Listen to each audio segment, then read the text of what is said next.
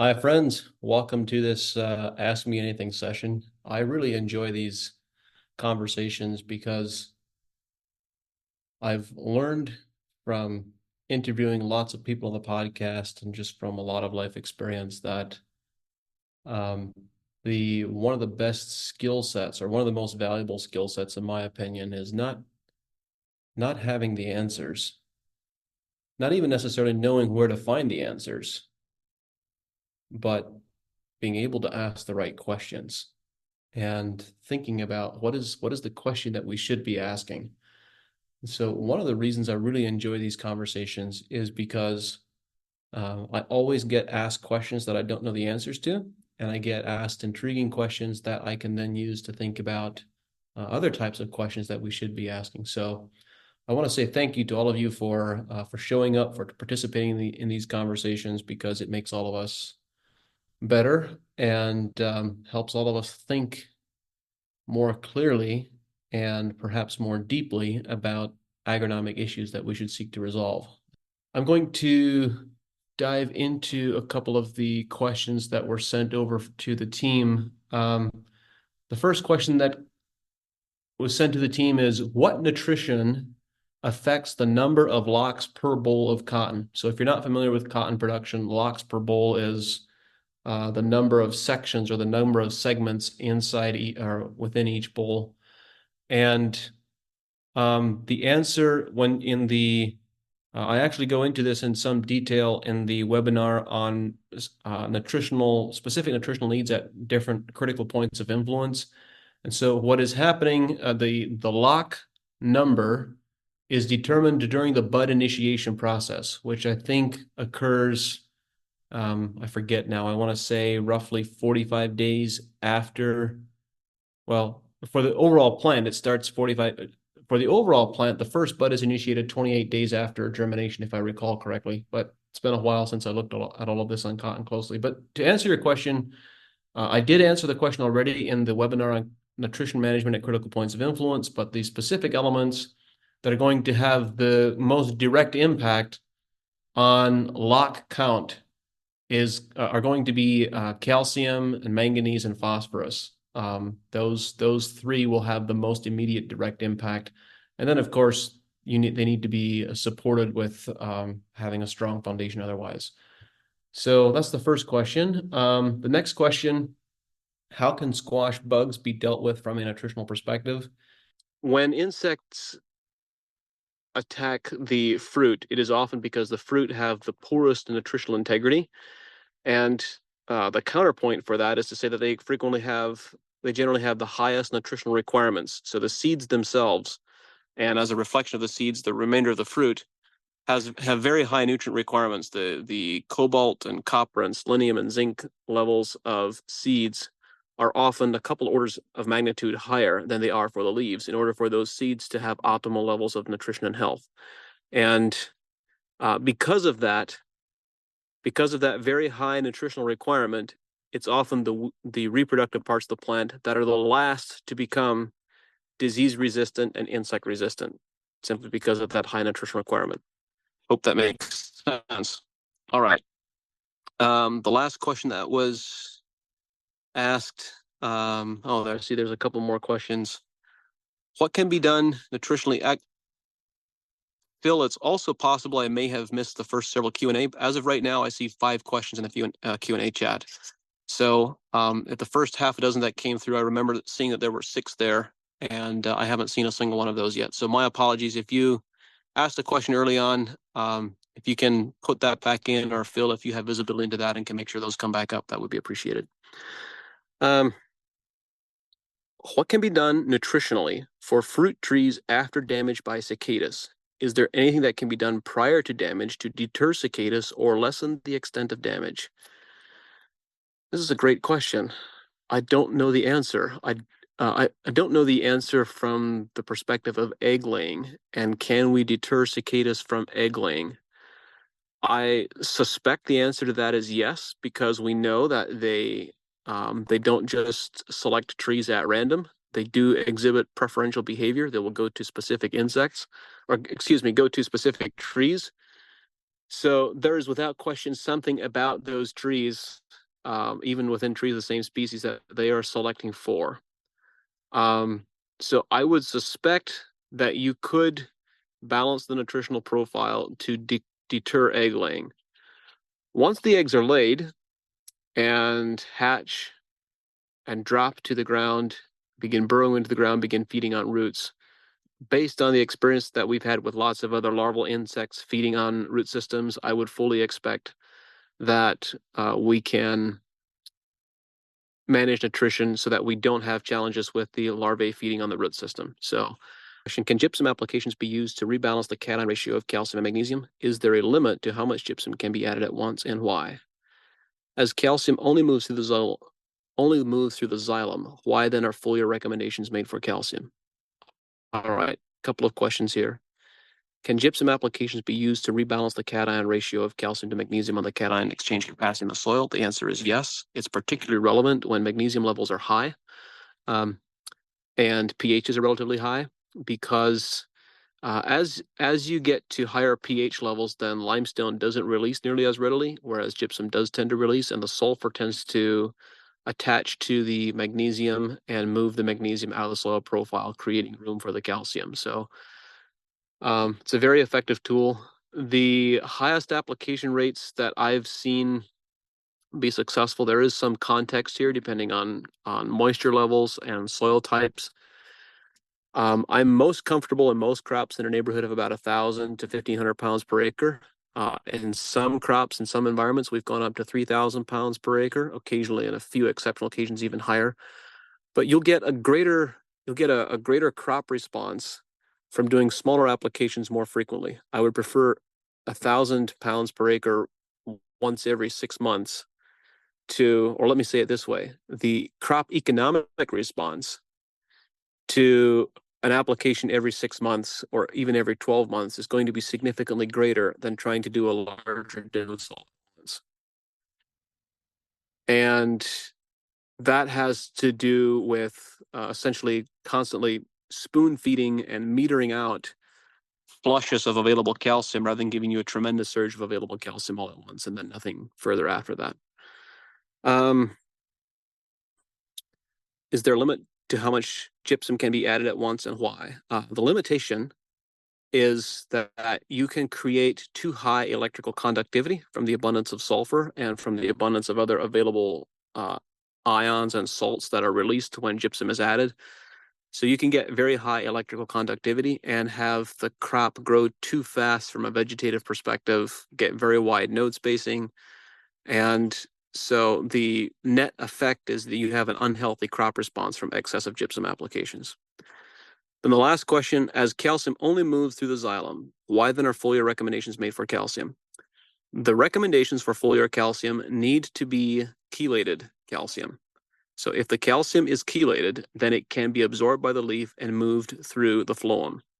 But ionic calcium does not move through the phloem as we understand it. How do factors such as time of day and moon phase affect the performance of foliar sprays?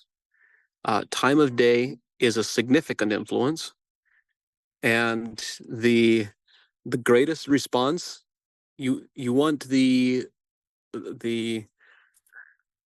I used to think, and perhaps there are energetic influences based on lunar phases. There are based on lunar phases. We do know that, but I think the greatest effectiveness of foliar applications is very simply determined by the duration of time that they can remain liquid on the leaf surface, and this is a function, of course, of the foliar application's point of deliquescence.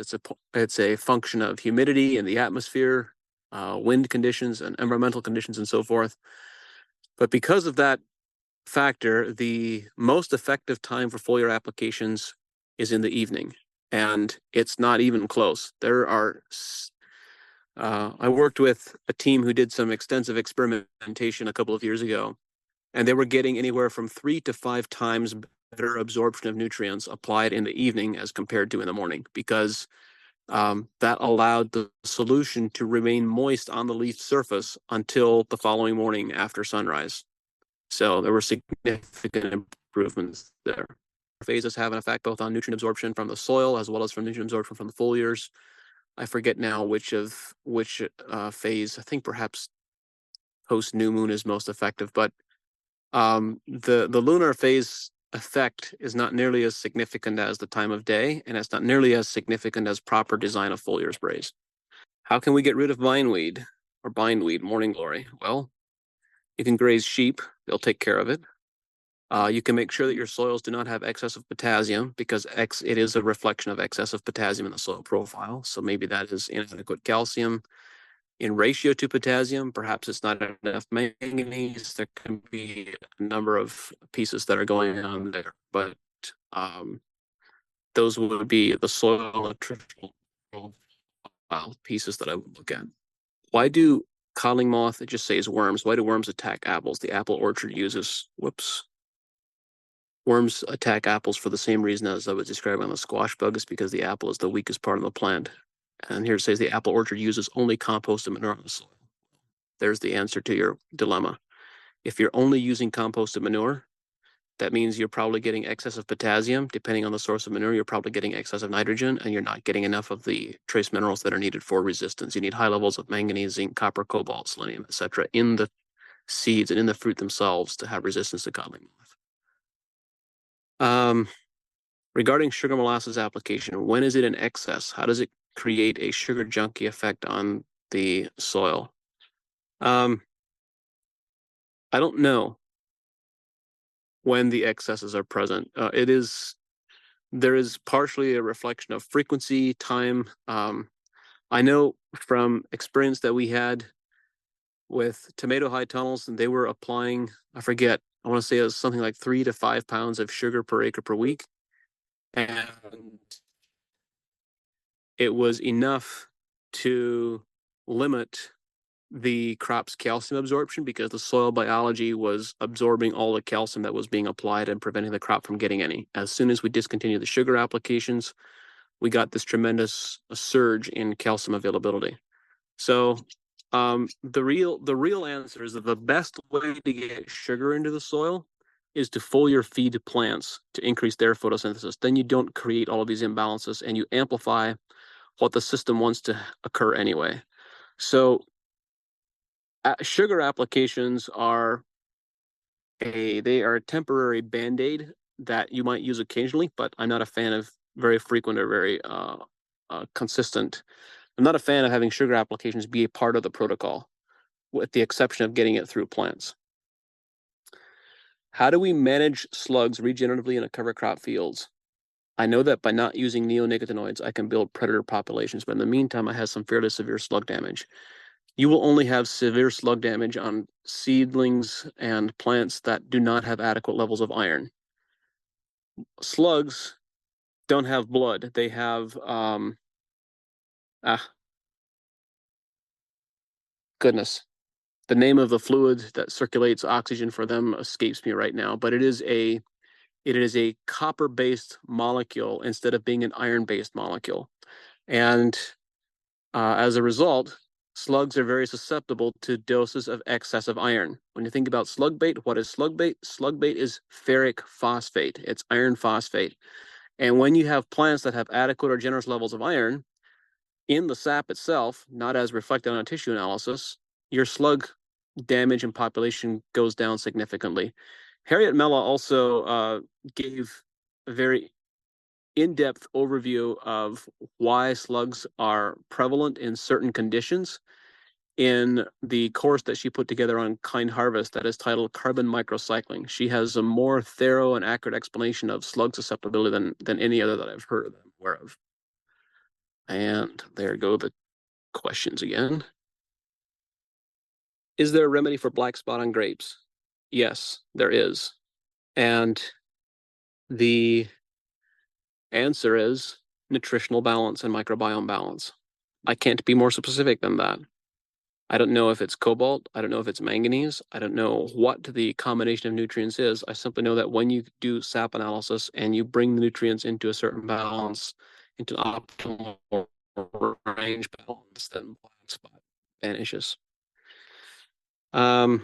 Question on SWD, spotted winged Drosophila. What is the most important criteria in plant health to drive resistance to SWD? Is it all related to Brix level, or is it potentially related to volatiles coming off the fruit? Brix level in early ripe fruit was 11.5, later in fully ripe fruit was 14.5. Cannot measure Brix in the leaves because cherry leaves are too dry. The answer is it doesn't. I'm going to answer it this way. It doesn't really matter whether it's Brix levels or whether it's volatiles.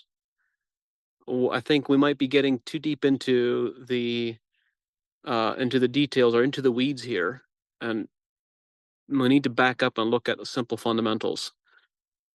When you have susceptibility to spotted winged Drosophila, it is because the berries are the weakest part of the plant nutritionally, and they need better mineral nutrition. I can state with certainty that it is possible to grow berries that are completely resistant to spotted winged Drosophila because we have done so with blackberries, with raspberries, with blueberries, with strawberries, with cherries, with peaches. The list goes on and on. All these fruit that are supposedly very susceptible to spotted winged Drosophila because of soft fruit, when you balance nutrition, you get the trace mineral profile correct, you get calcium levels to be in a generous supply, you no longer have SWD. In some cases, I remember this one blackberry field that was across a farm roadway. The ends of the trellises were literally 30 feet apart, where you had blackberries on one side that were treated using a regenerative nutrition system. They had no SWD, and 30 feet away, they never took the pickers into the field. They lost the entire crop to SWD. So it was not because of the presence of the pest or the lack thereof. It was simply a reflection of nutritional balance. It's entirely possible. All right, I am switching from the chat to the Q&A. Here we go. Lots of questions here. Thank you all. Question from Mike. Hi, Mike. What is the most practical way for those of us that farm multiple, sometimes many locations with several different varieties per location to conduct sap sampling on our farms without generating a torrent of data which cannot be acted upon? How can we eat this elephant? Awesome question, Mike. I am looking forward to revealing the next generation technology that's going to supersede sap analysis sometime in the next 12 to 18 months. But the answer is I would suggest we pick representative blocks that are a reflection of soil type, rootstock, and variety. If it's possible to reduce the stream of data and manage a group of blocks instead of each individual block, I think we'll get 80% of the way there and get the results that we're looking for. And then we can zoom in on individual blocks if they prove to be problematic. Question from Charlotte. What are the 5 best practices for ecological dryland? Less than 15 inches of precipitation management. Charlotte, I don't think we can reduce ecosystems thinking down to 5 best practices because there are no 5 best practices. I mean, we can talk about things from a foundational principle perspective of needing to keep soil covered, preserving soil moisture, improving soil aggregation, et cetera, et cetera. But the bottom line is we need to develop management systems that produce deep soil aggregation. And I'm talking, when I say deep soil aggregation, I'm talking to a depth of 35 to 40 inches, which, by the way, is not that difficult. But most of us have never seen it because it's impossible with the management systems that we are familiar with. In order to get soil aggregation to a depth of 35 to 40 inches, we need a diversity of plant species that are preferably or that are largely forbs, or that where the total population is dominated by forbs, not by grasses and not by legumes. And the reason for that, as I understand it, is that forbs, when you think about the root architecture of grasses versus the root architecture of forbs, forbs put the majority of their root transmitted carbohydrates out through the root system as root exudates to feed soil biology. They don't preserve it in architecture like grasses do. So to build soil aggregation at depth and to build a large water holding capacity, which is necessary in these arid environments, we need to have a plant species population that is dominated by forbs, not by legumes and not by grasses. And that's about the best answer I can give you for your question at the moment. Question from Carl. Raising grass-fed beef, getting enough energy for a good finish is a challenge. What is the best way to maximize sugar content in forage? Carl, that's a good question, but it's not the best question. A better question is, what is the best way to maximize energy content in forage? And energy content and sugar content are not the same, because energy content also includes the fat content. So we tend to not have lots of conversations in the industry about fat content of forages, but it's something that I've spent a lot of time thinking and working on when I was doing 100% grass-fed dairy work a decade or more ago. And the answer to both questions is the same. You increase the plant's photosynthesis. When you increase the plant's photosynthesis and you get more energy levels, that short-term sugar will have a short-term effect on sugar content, but that will have a long-term cumulative effect on building the overall fat content, because when plants have excess levels of energy, they store the excess in the form of fats, which is exactly what you want to see happen. So your target, if you're doing 100% grass-fed beef, your target should be to have an overall forage index that has 6% fat on a dry matter basis when you run a forage analysis through a lab. Question from Paulo. In foliar fertilization, when the fertilizer has extreme pH, is it appropriate to bring the pH to optimal values, and how? In these cases, can the properties of the fertilizer deteriorate? It's challenging for me to answer that question in the abstract. I'm assuming you're referring to fertilizers that are acidic, that have acidic pHs, because usually there's only a very few fertilizers that have alkaline pHs. I guess there are a couple. When you shift the pH of a solution, then you don't necessarily reduce its effectiveness as a result of the pH change, but you might reduce its effectiveness as a result of ion bonding. If you have, let's say you have a solution of phosphorus that is very acidic, this is an obvious example, and you blend it with cations, you can have the phosphorus binding to the cations and reduce the effectiveness. So it's difficult for me to answer that question in the abstract, but in general, I would suggest exercising caution.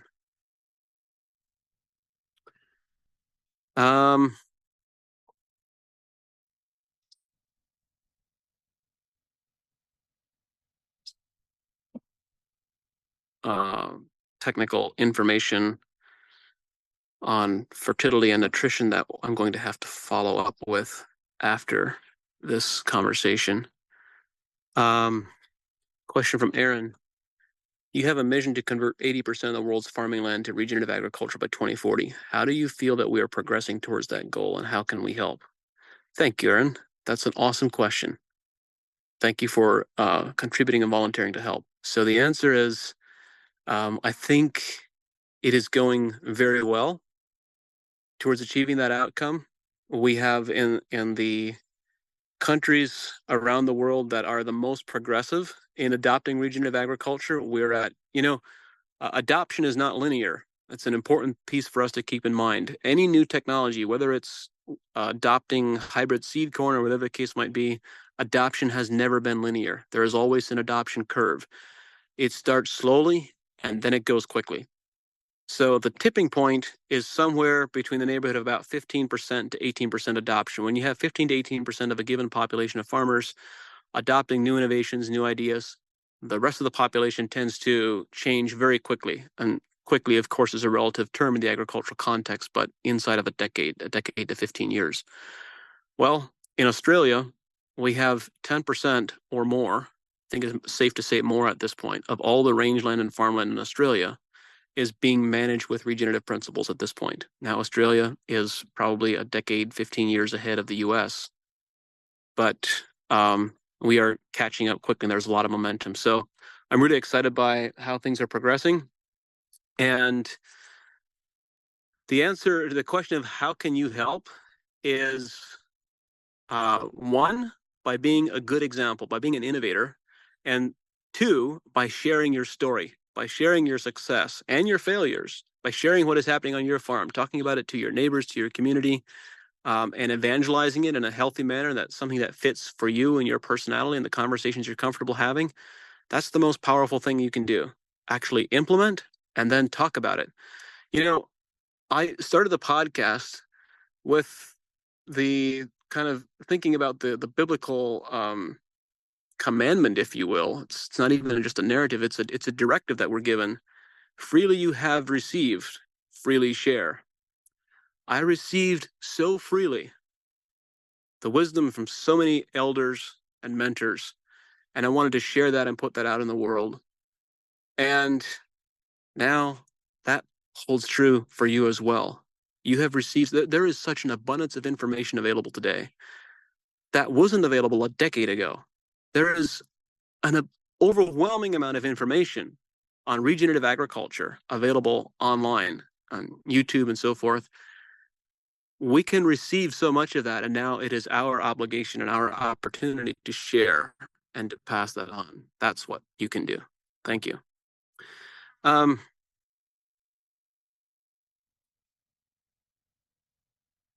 Question from John Warmerdam. Hi, John.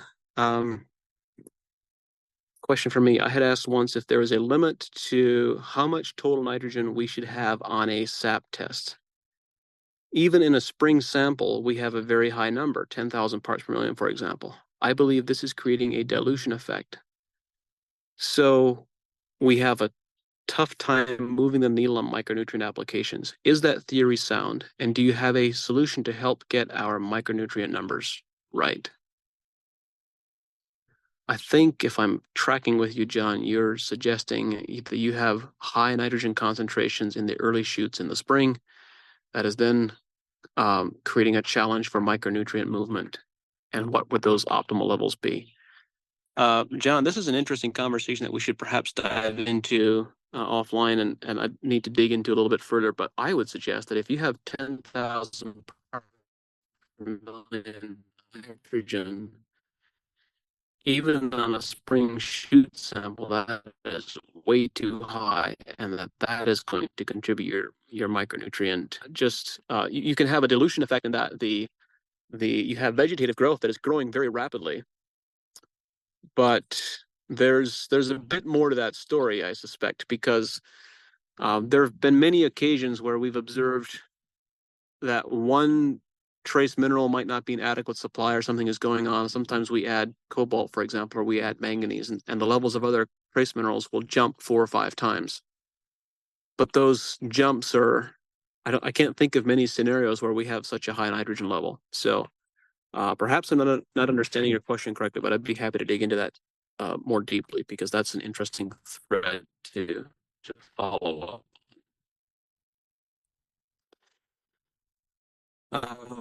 Question from David. I consistently see very high ammonium in our new leaves on sap testing. No nitrogen is being applied. So the assumption has been that these elevated levels are associated with heat and ammonia off-gassing. The soil is sandy and well-drained. The aphids also attack the new growth each year. Do you recommend any strategy to mitigate against or reduce the high ammonium levels in the leaves?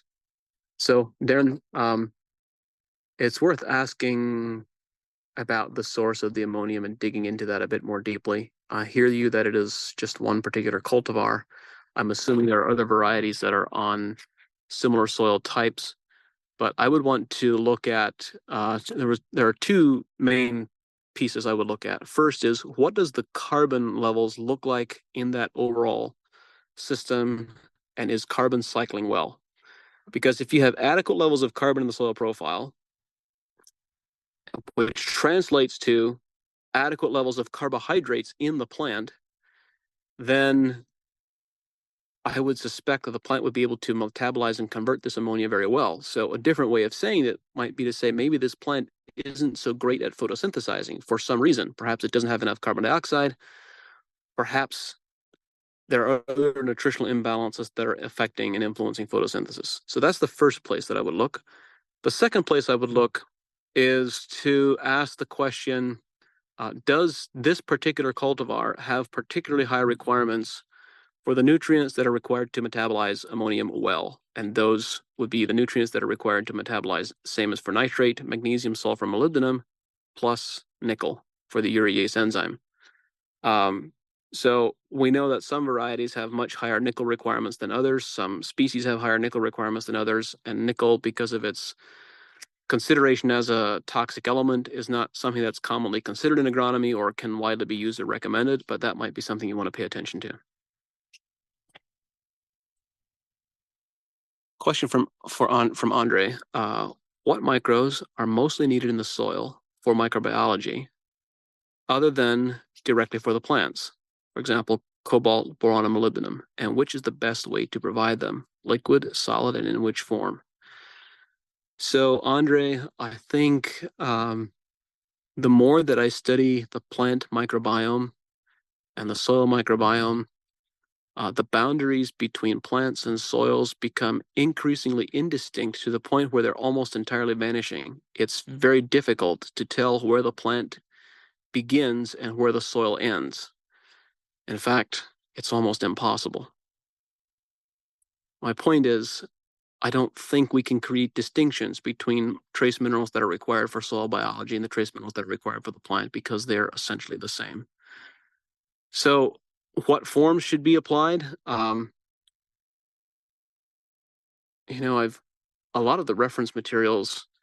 I would refer you to Arden Anderson's book Science and Agriculture and Gary Zimmer's The Biological Farmer. Describe a lot of the different sources that are beneficial for soil profile. Perhaps I need to put together a series of blog posts on this as well. But in short, you want to apply forms that are readily available. And if you're doing soil applications, you need to find a form that you can distribute well. So if you're talking about cobalt and selenium and molybdenum, I generally tend to favor liquid forms over dry simply because we can get more uniform distribution. So it's a question of getting good distribution, which we can do better logistically with liquids than dries for some of those trace minerals. All right. I think I need to move faster with some of my questions here. Question from Stephen. For years, I lived on clay soil and got very good at mineral balancing and flocculating that soil while increasing organic matter. As it was in Costa Rica, so it was naturally high on sulfur, 300 plus parts per million. It could support incredible levels of organic matter, 11 plus %. Now I have a plot of land near Perth, Australia, and it's on the complete opposite end of the spectrum. Very sandy, lower in organic matter, totally different ball of wax. What are the lowest hanging fruit, first things that you would do for a sandy soil?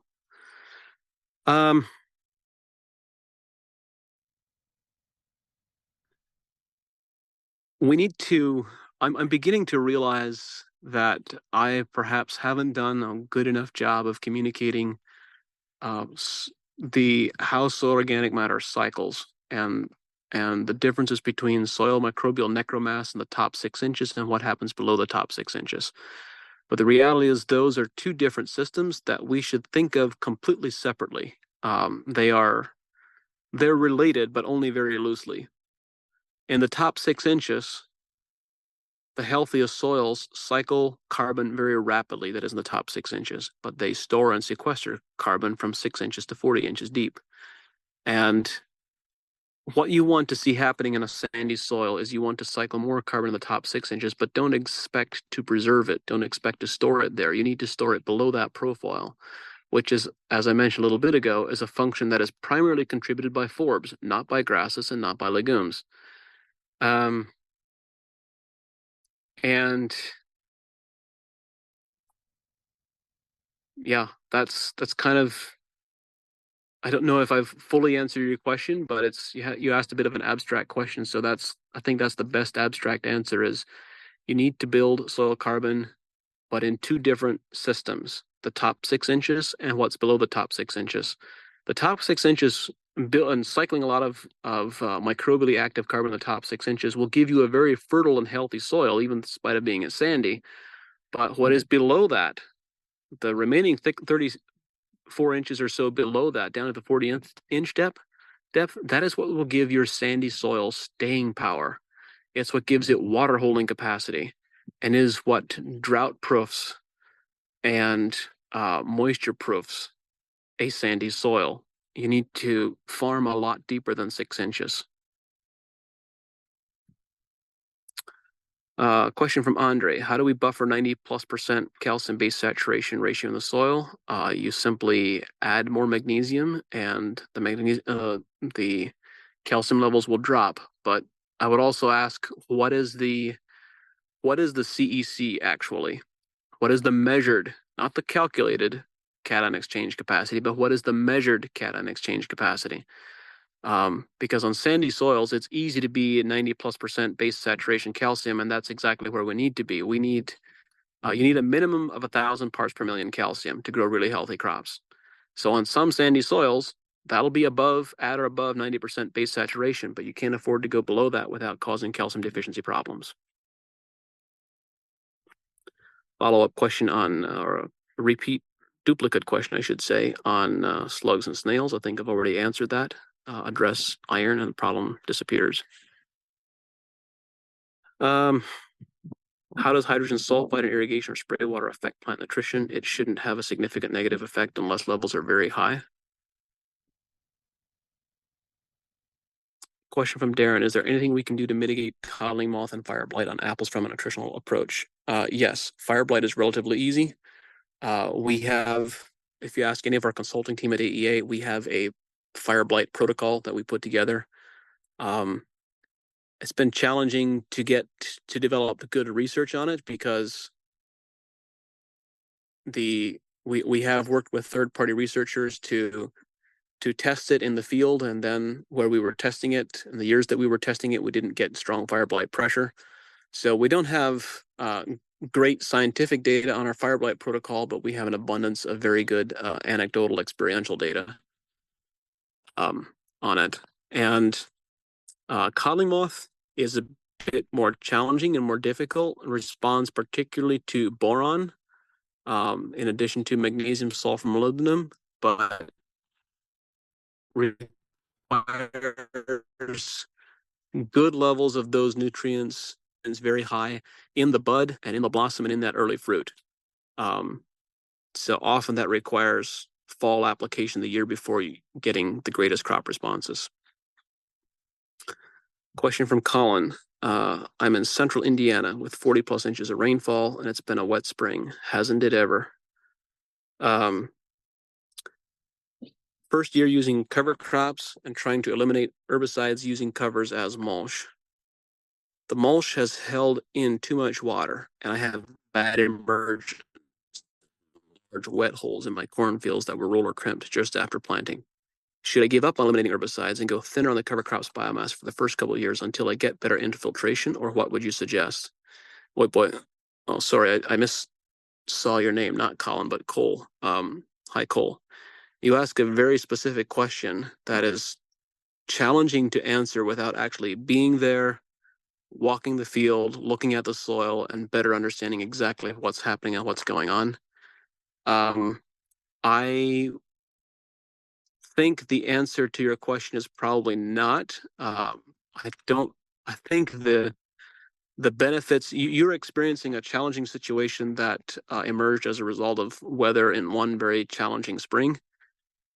But cover crops, particularly rye, can actually help to suck moisture out and to reduce susceptibility to excess water.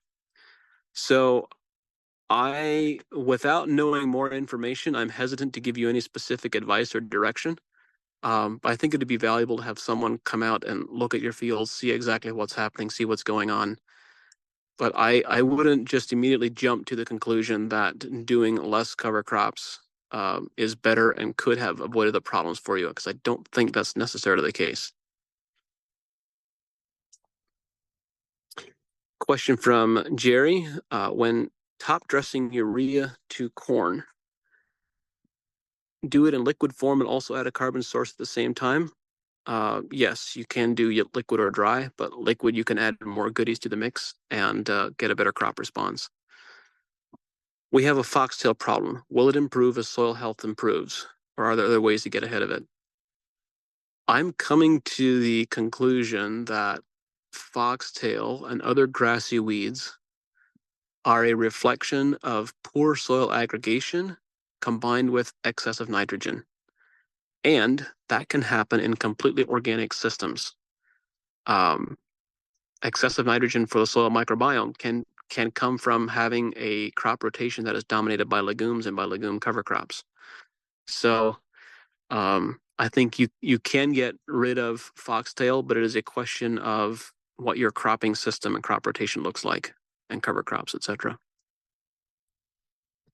Question from Jonathan: in high magnesium soils with a pH of 8, should I be trying to adjust pH, and if so, how?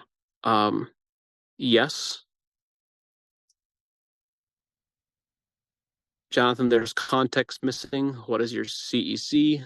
What are your parts per million of nutrients like? But for most crops, I would suggest yes, you should consider using gypsum and see if you can get the pH lower. Now, I have to move around a little bit here. I'm sitting on gravel, and the seat becomes a little uncomfortable after a while.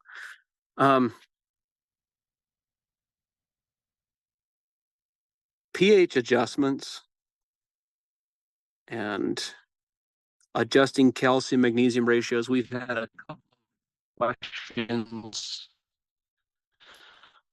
on this topic so far. And it's an important topic because balancing these can give us some very short-term immediate crop effects. And so from an economic and have these conversations. But it's also important to mention that these severe imbalances are a reflection of an imbalanced crop system of the plants that we're growing above the soil surface. Because I'm of the persuasion, there have been conversations in the microbiology and microbiome community for decades that say that, when you balance the microbiome, when you have an optimally healthy microbiome, they will change the soil pH and they will change mineral availability. And yes, they absolutely will, because we have seen that occur on many occasions. But it doesn't always happen. It just happens some of the time. And other times, on other occasions, in other fields, it doesn't happen at all. And so why the differences?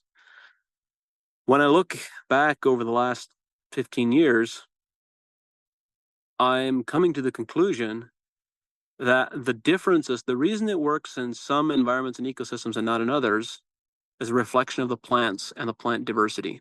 Do we have a diversity of different plants from different plant families supporting a diverse microbiome? Or if we have a monoculture of grasses or a monoculture of legumes, or only have grasses and legumes and from a couple of different families in our system, then our soil chemistry is going to become increasingly imbalanced. So I think it is accurate that the microbiome can change the soil mineral profile and can change mineral balance, but only when it's supported and guided with the intention of that outcome. And only if we have if we have diverse plant species. If you only have a handful of plant species, and all from a couple of different families, a couple of different groups, you shouldn't expect to get those outcomes. So we can adjust soil chemistry in the short term, but if we want to have long-term sustained soil ecosystems that don't constantly require those chemistry inputs, that's going to require changing and managing those species, the plant species that are on that soil. Question from Eric. Many groups share the goal of helping food quality be better measured, revealed, and having that information be much more available to end consumers. At this point, in your opinion, how do you predict that this change will most likely arrive in the food system and on what timeline? Good questions, Eric. Well, there's a question of degree. To what degree will we have transparency and availability of this information, and to what depth will this information be available? What's the depth of phytonutrient profiles, etc. So, Peter Diamandis has this quote: "The best way to accurately predict the future is to create it yourself." And we're in that situation. I feel like I'm in that situation a little bit with the whole conversation around nutrient density. A decade ago, I believe there were a few people in the space who were talking about nutrient density and the need to develop instruments to measure nutritional profiles. And they communicated that we were a couple of years away from having one of those instruments available. Well, it's now a decade later, and I don't think most of the players in the space are any closer than they were a decade ago.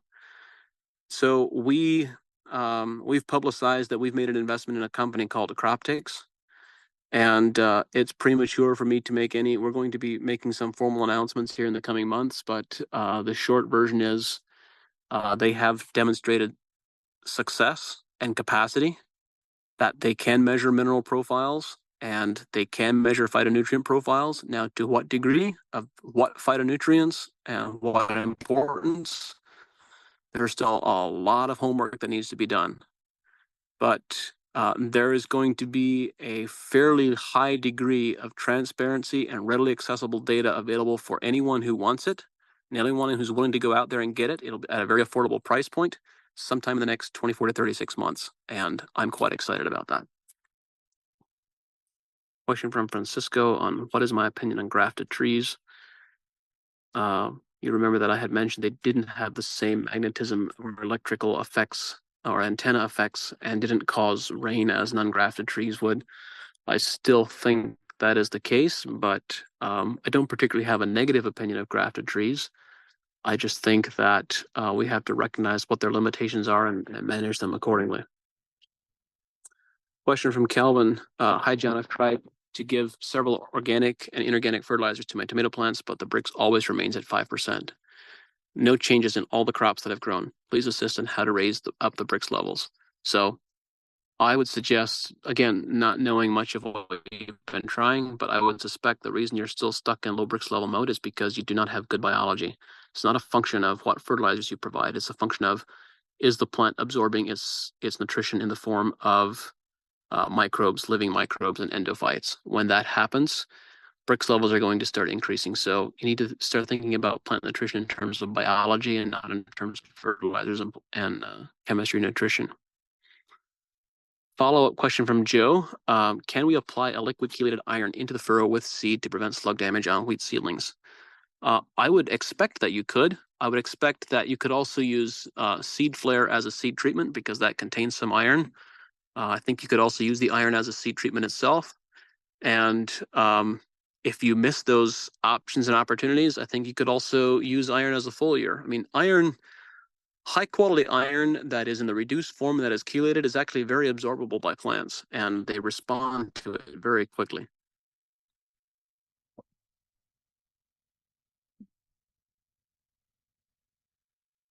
Question from Darren.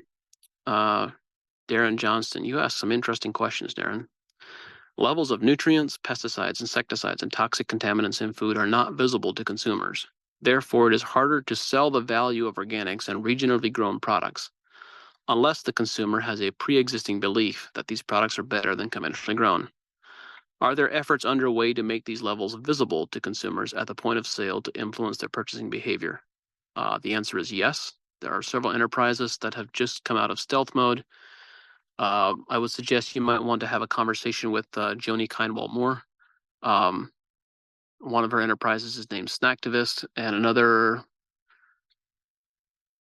they just rebranded their second organization. I forget the name, but they are actually working on a level 0 blockchain to provide complete transparency of farmer information and data to the consumer level or to any level in the supply chain that the grower wishes to reveal it. The grower has complete control over their data and what they wish to reveal at which levels and what they don't.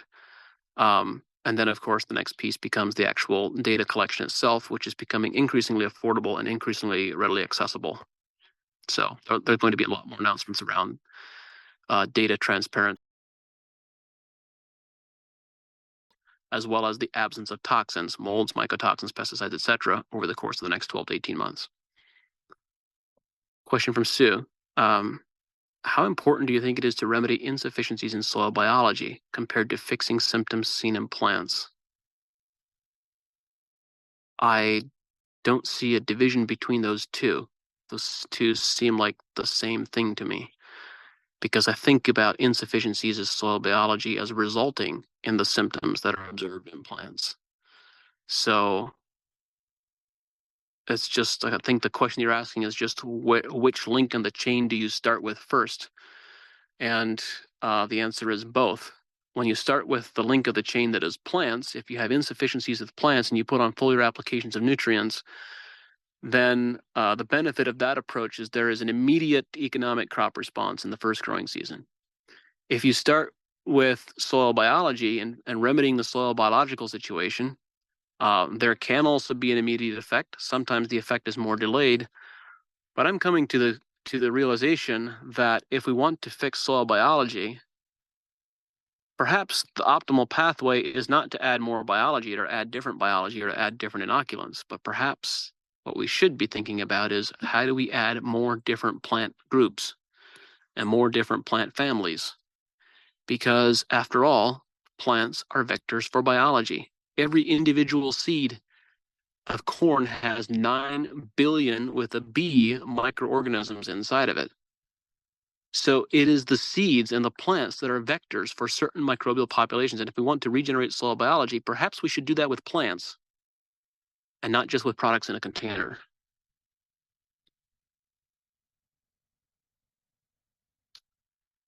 Question from Rob. Have I talked with Dan Miller since the podcast? No, not yet, but I will be seeing him next week. I'll see what kind of response he got from that.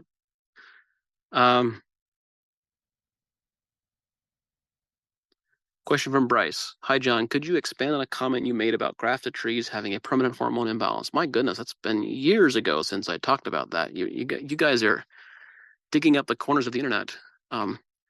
If that's the case, do you think it's possible to keep ungrafted fruit trees at manageable trellis height through branch count, fruit load, and nutrition?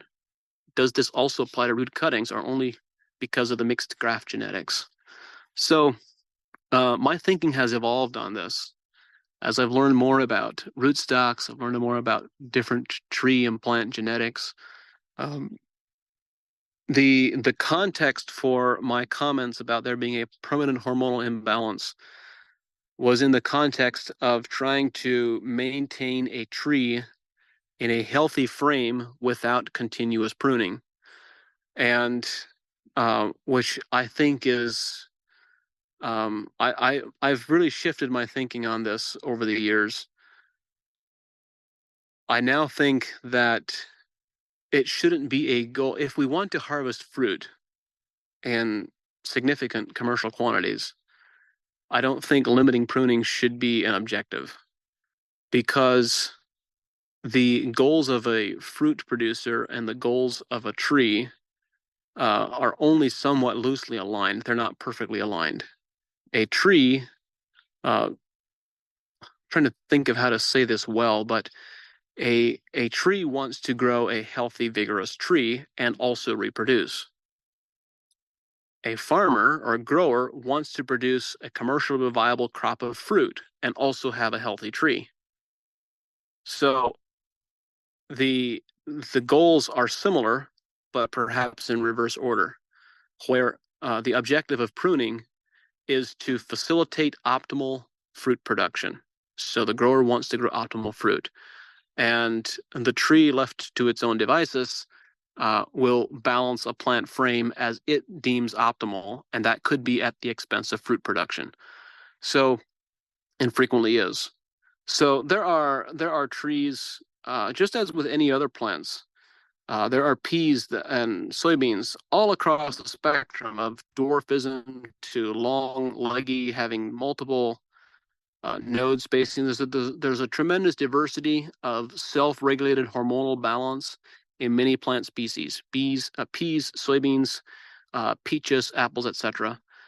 And what our idea is, or not our idea, but what is a state of optimal health from a disease and insect resistance perspective, is usually associated with root dominance, and on some varieties, some cultivars, that is best facilitated with pruning. So that's my more evolved answer from or more evolved perspective from how it shifted from where it was a decade ago.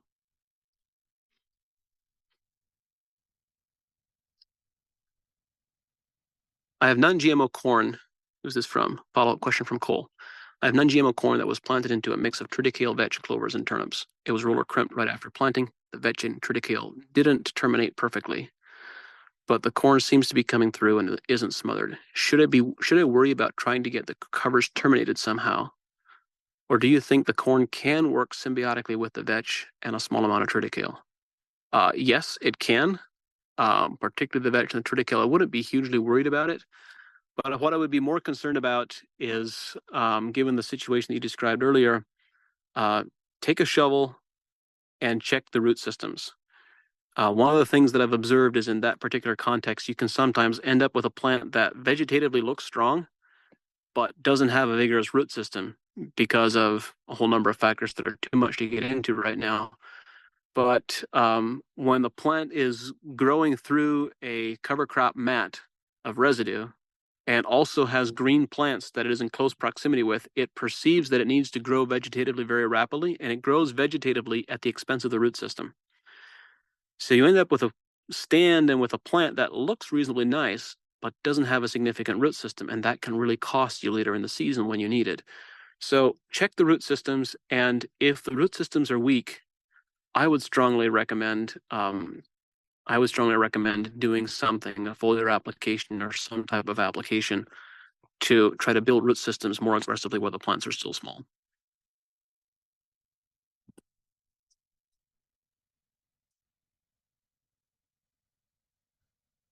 Question from Doug. What are your thoughts on the practices recommended by a Green New Deal? I don't know anything about them. Or Agenda 2030. I know less about them. Is governmental intrusion into our farm and farming practices the future and unavoidable? I think government intrusion into our farm and farming practices is present, not in the future. And it is avoidable if you're willing, well, actually, it's only avoidable in a very loose sense because it is very pervasive. But when you think about our farming landscape right now is shaped almost entirely by policy right now. And the way it's designed, it is not designed for the benefit of farmers. And this is, I'm of course speaking in the North American and the US context specifically here, which I'm most familiar with. Our agricultural policy landscape at the moment is not designed so much for the benefit of farmers as it is for agribusiness corporations. It's designed to protect commercial interests other than the interests of the individual farmer themselves. And that could be a whole interesting conversation that we could get into. But so I think policy has shaped the agriculture that we have today and will without question continue to shape it significantly in the future. Oh my goodness, Doug. If you were the agricultural advisor to the next president, what would you be telling him to focus on the top agricultural issues? Well, this is not the appropriate venue to get into that conversation in detail because this is something that I've given a lot of thought to for years. And so I don't have a simple answer. I have a thorough answer. The two are not the same. But it is striking to me that we do not have or don't behave as if we had a national food security policy. We don't behave as if food were connected to health, to public health. And we don't behave as if though food quality and nutrition actually mattered. So what we have is we have a cheap food policy rather than a nutritious food policy.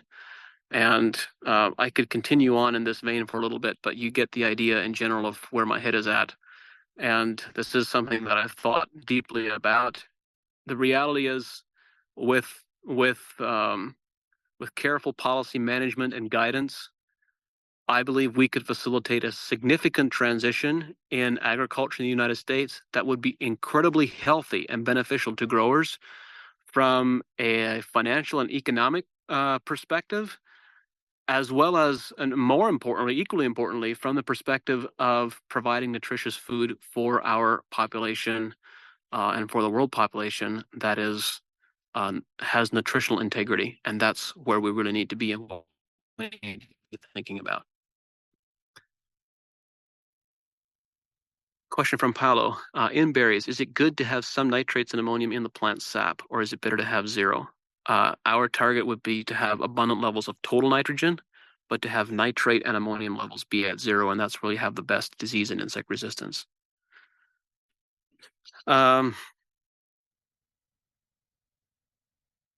Question from DR. Hi, John. I'm a student in Turkey, and I really want to make an impact like you did to the US and Australian people. This is an Ask Me Anything webinar, so what do you suggest, or can you show me a way? I think you are the best in agriculture. Oh, thanks for the compliments. That's pretty high praise. I'm not sure it's exactly true. And I always listen to your podcast and watch your videos.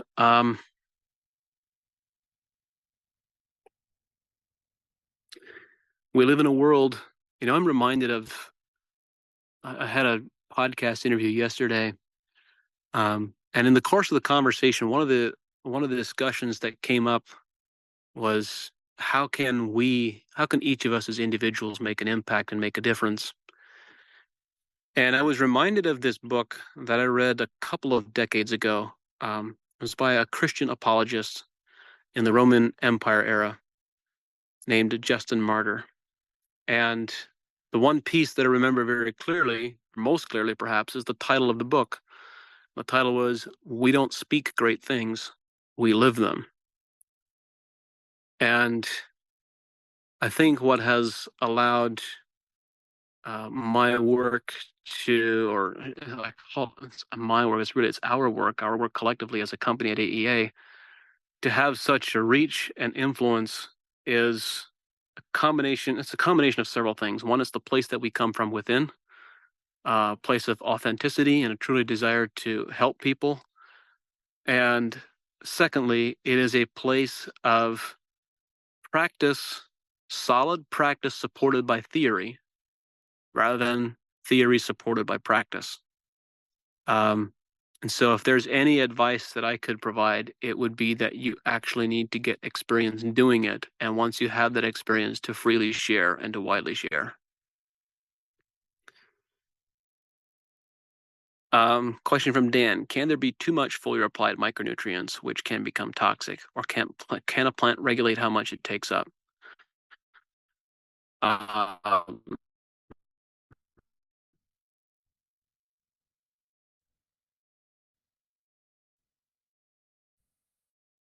No.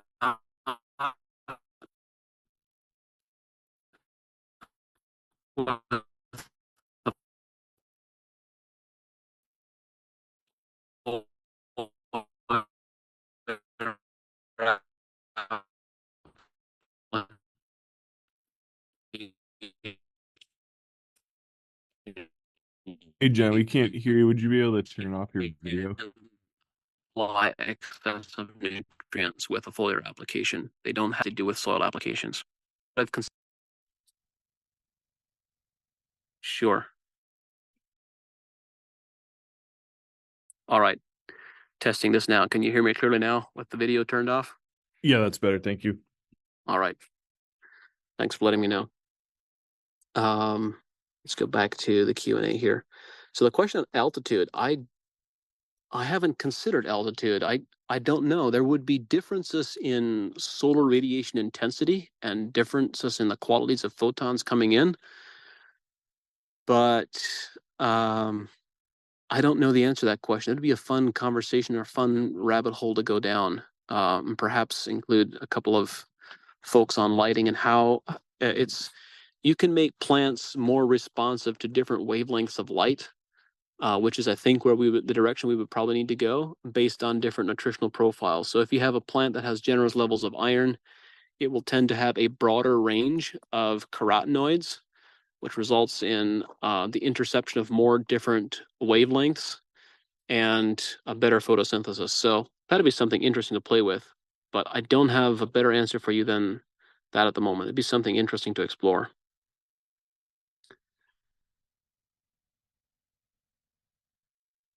Question from Andre, a follow-up question to my comments on soil balancing on calcium.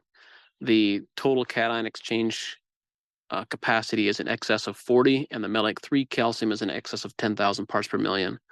So I was asked a couple of questions on calcium balancing now. I don't recall exactly which one this refers to, but it's very challenging to try to, if you have excessive calcium in that situation, it's very challenging to try to resolve that with mineral balancing alone by by adding acidities, let's say sulfur, for example, it's much more rewarding and economically feasible and realistic to try to bring about balance by changing the plant species and influencing the microbiome that way, which will bring about a change in the mineral balance.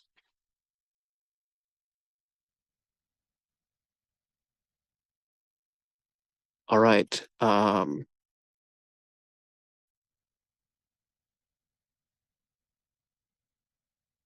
Question from John Pierce. Hi, John.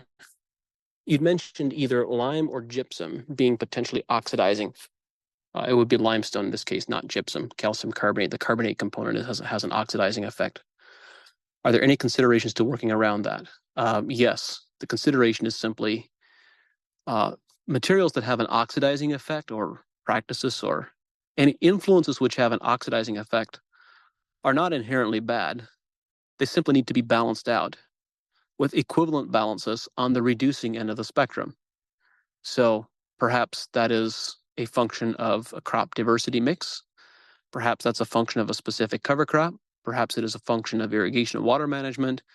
It's simply that they need to be balanced out on the other end of the spectrum.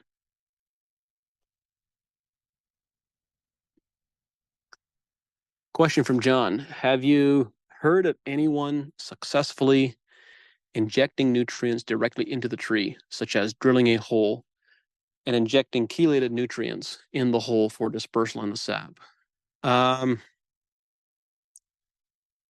haven't heard of anyone attempting to do that either successfully or unsuccessfully. That doesn't feel like a great idea to me, just intuitively.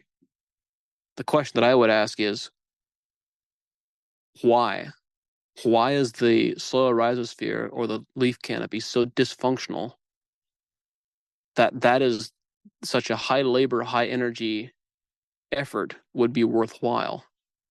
It seems to me like we're shooting for the wrong target if this is our approach. But I'm missing context, I'm sure, for what is going on here. But seems to me we'd be able to come up with more effective solutions than injecting nutrients into a tree trunk. Question from Paulo. Blueberries show manganese and aluminum excess. How can I mitigate this? Soil pH is 5.5. The manganese is a reflection of soils that are very reduced, which is good because this is what the blueberries require. I'm curious if you're also seeing high levels on iron.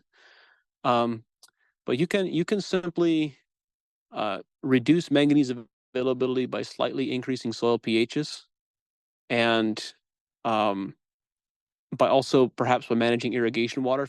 If your soils are very reduced, perhaps they're very wet and very waterlogged, that will tend to increase manganese availability. If you simply keep soil a little bit on the drier side, that will reduce manganese availability.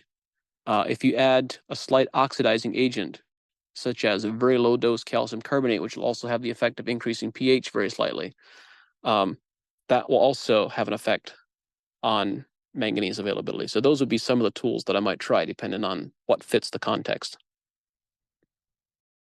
Question from Eric. Do high voltage power lines affect crop health and production?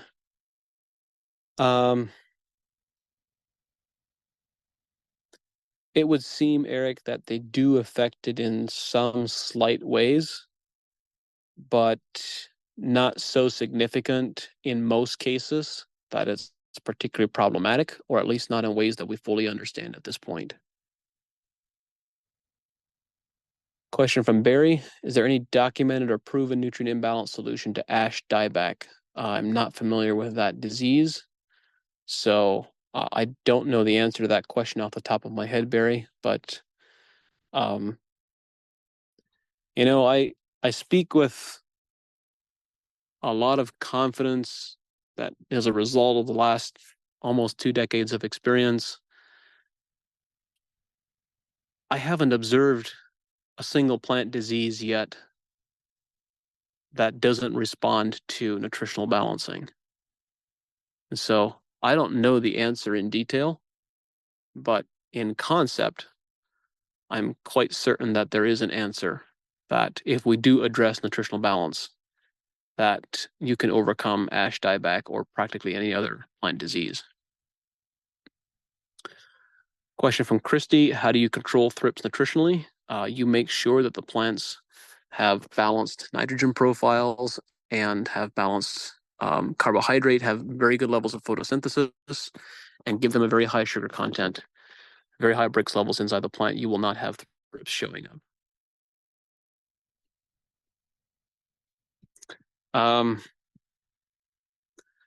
Question from Darren: how successfully are foliar applied nutrients taken up through tree pores and lenticels on branches when dormant? Quite successfully, actually. The next question is probably going to be, what are the mechanisms for that and how does that work? And I don't know the answer to that, but I do know that they are. Some of the original research that was done on plant absorption of foliar applied nutrients was commissioned by the Atomic Energy Commission back in, I want to say, the late 40s or early 50s, thereabouts. And the investigators were Harold Whitwer and Tukey. I actually think I wrote a blog post about their work quite some time ago, so you can find it on johnkempf.com. And they were utilizing radioactive isotope tracers and doing tracer studies, and they were able to document quite efficient absorption of foliar applied nutrients. I say foliar applied nutrients applied to trees that were dormant in the bark and branches and trunk. So it can be very effective.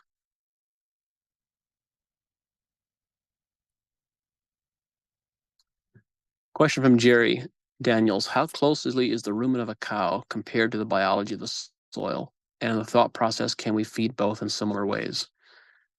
Well, I would say that speaking from a conceptual perspective, from a first principle perspective, the similarities and the parallels exceed the differences significantly. There are differences, certainly, but there are also many similarities that the soil microbiome should be the digestive system and the digestive process of plants, assimilating and providing nutrients for those plants. And there's a great deal of overlap in the species, and there is a tremendous amount of overlap in the environmental considerations, the environment considerations that soil microbiome needs to thrive compared to the rumen microbiome. So it's a very useful analogy to think about.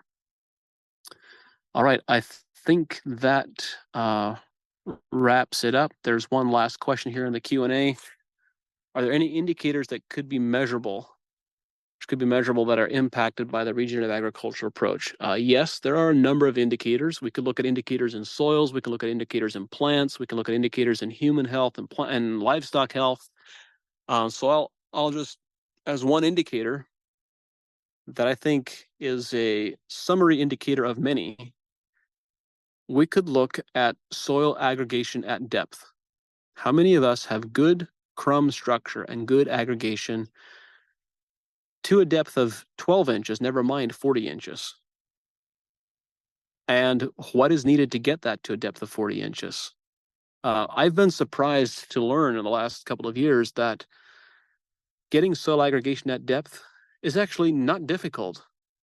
It's not any more difficult than producing plants that are resistant to diseases and insects with nutrition management, which at my mind in this point is quite easy.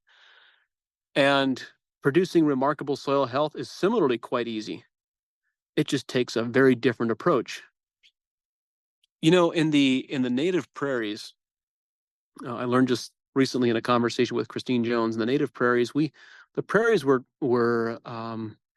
described by the dominance of plant species that were present, the dominance of grass species that were present. We call them the tall grass prairies or the short grass prairies.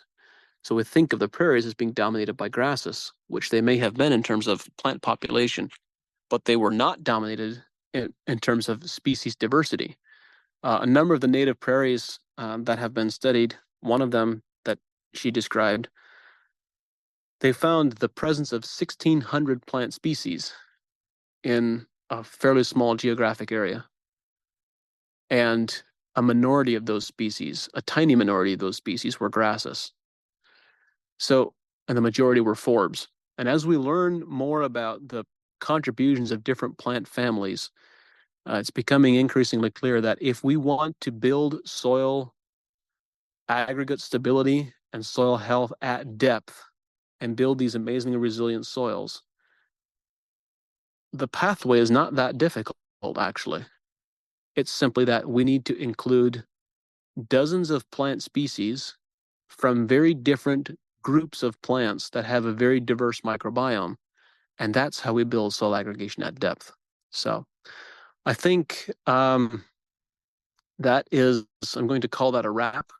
There are a few other questions that aren't particularly a fit because they require more information and for me to get more information to be able to answer the questions well. So I'll follow up with some of you directly after this webinar.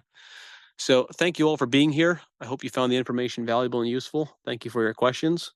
And I look forward to chatting with you more again in the future. Have an awesome growing season. Thank you all.